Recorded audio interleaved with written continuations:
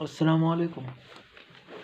उम्मीद है आप सब ठीक होंगे। चूँकि मैंने सेट बुक्स को ही लेकर आगे चलना है, तो सेट बुक में ये की फैक्ट A3 इसको मैं डिस्कस करने जा रहा हूँ। अगर किसी के पास बुक है तो वो वहाँ से देख सकता है, नहीं है तो मैं यहाँ पर एक्सप्लेन कर रहा हूँ, ठीक है।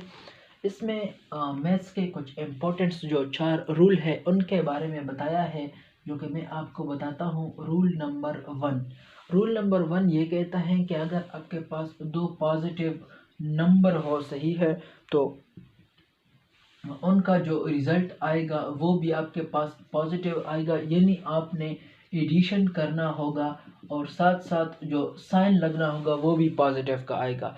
कहने का मतलब ये है कि अगर आपके पास +2 +4 है तो आपने +6 लिखना होगा। यानी दो डिजिट इंटीजर है, पॉजिटिव है, तो आंसर में आपने एडिशन करना होगा और आंसर भी आपका पॉजिटिव आएगा, सही है। यानी अगर मैं यहाँ पर लिख लूँ कोई 2x + 3x तो आपके पास वैल्यू आंसर आएगा +5x। समझ आई कि नहीं आई? तो ये आपके पास रूल नंबर 1 है। रूल नंबर 2 आपके पास है कि अगर रूल नंबर 2 आपके पास है कि अगर आपके पास दो इंटीजर है, एक आपके पास नेगेटिव है और दूसरा भी आपके पास नेगेटिव है, तब भी आपने क्या करना होगा, आपने उन दोनों इंटीजर्स को ऐड करना होगा, लेकिन साइन आपने नेगेटिव का लगाना होगा। यानी -2 -4, ठीक है। तो यहाँ पर माइनस, यहाँ पर माइनस, दो वैल्यू है, उनके साथ साइन माइनस का है, तब भी आपने उनको ऐड करना होगा। तो 4 और 2 आपके पास 6, लेकिन साइन आपने माइनस का इस्तेमाल करना होगा, सही है। ये बराबर भी हो सकते हैं, यानी -4 आपके पास -8, यानी आपने ऐड किया लेकिन साइन आपने माइनस का यूज़ किया। समझ आई कि ना आई? सही है। रूल नंबर 3 आपके पास है कि रूल नंबर 3 आपके पास है कि अगर आपके पास कोई दो डिजिट आपके पास एक प्लस में है दूसरा माइनस में है, या एक माइनस में है दूसरा प्लस में है, तो आपने क्या करना होगा, आपने इस केस में सब्ट्रैक्शन करना होगा, सही है।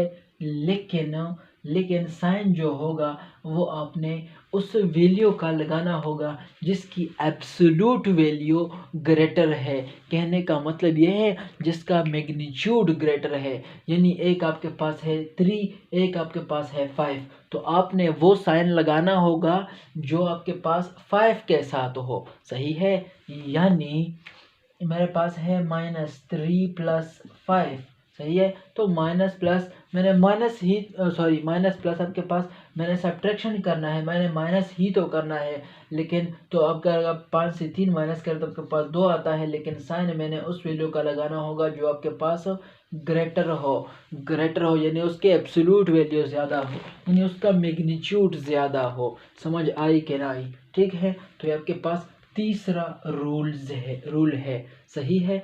साइन आपने कौन सा लगाना होगा, विद साइन उसका जो आपके पास हो, साइन उसका जो आपके पास हो ग्रेटर हो मैग्नीट्यूड में, सही हो गया। अब हम आते हैं नेक्स्ट रूल पे। नेक्स्ट रूल है मल्टीप्लाई का। वो आप लोगों को पता भी होगा कि अगर दो डिजिट आपके पास मल्टीप्लाई होते हैं, -2 मल्टीप्लाई -3, अब ये दो डिजिट है, दोनों आपस में मल्टीप्लाई होते हैं, तो आपके पास 2 3 ज़ार 6 और माइनस माइनस आपके पास प्लस आती है। तो कहने का मतलब है कि अगर दो डिजिट आपके पास मल्टीप्लाई होते हैं, उनमें आपके पास दोनों के साथ नेगेटिव है, तो आंसर आपके पास पॉजिटिव होगा। Same is the case with divide. अगर आपके पास -3 डिवाइडेड बाय -6, तो आंसर आपके पास क्या आएगा, हाफ, यानी पॉजिटिव हाफ। यानी प्रोडक्ट और क्वेश्चन के केस में अगर दोनों के पास नेगेटिव होगा तो आपके पास आंसर पॉजिटिव आएगा। लेकिन अगर एडिशन में आपके पास दोनों के पास नेगेटिव होगा तो आंसर भी आपके पास नेगेटिव आएगा, लेकिन विद एडिशन। समझ आई कि ना आई? और प्रोडक्ट में आपके पास ये रूल भी है कि अगर दोनों आपके पास पॉजिटिव है तो भी आपके पास रिजल्ट क्या आएगा, पॉजिटिव आएगा, लाइक एडिशन। समझ आई कि ना आई? हाँ जी। प्रोडक्ट में आपके पास हो अभी एक दूसरा रूल भी है कि यानी इन दोनों में से अगर कोई एक आपके पास नेगेटिव है, -2 मल्टीप्लाई 3, तो आपके पास 2 3 आपके पास 6, लेकिन माइनस यहाँ पर तो प्लस है ना, तो माइनस प्लस माइनस तो आपके पास -6 हो। या मेरे पास है 6 डिवाइडेड बाई -2, सही है। 2 1 2 2 3 6, तो मेरे पास आंसर क्या आया है? 3 आया है, लेकिन यहाँ पर किसी एक के साथ तो माइनस था, तो -3 मेरे पास आंसर होगा। समझ आई कि समझ ना आई हो? बस अच्छा, एक रूल यहाँ पर छोटा सा मतलब कि रूल है, वो एक और भी की फैक्ट A3 में लिखा है। वो लिखा है कि मिसाल के तौर पर मेरे पास दो नंबर्स है जिनका आपके पास प्रोडक्ट 0 आता है, तो इसका मतलब है कि उन दोनों नंबर में से कोई एक आपके पास 0 होगा। यानी मैं अगर कह दूं कि ए बी का प्रोडक्ट आपके पास 0 के बराबर है, तो इसके कहने का मतलब यह है कि या तो आपके पास ए 0 है और या आपके पास बी 0 है। समझ आई कि समझ ना आई? यानी अगर मैं कह दूं कि